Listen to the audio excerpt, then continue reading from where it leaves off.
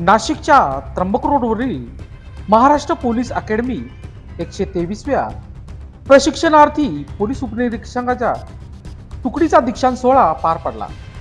मात्र प्रथमच या सोहळ्याला राज्याचे गृहमंत्री पोलीस अधिकारी यांनी या दीक्षांत सोहळ्याच्या कार्यक्रमाला पाठ फिरवल्याने आगामी निवडणुकीच्या पार्श्वभूमीवर या कार्यक्रमाला अनुपस्थित राहिल्याची चर्चा उपस्थितांमध्ये सुरू होती.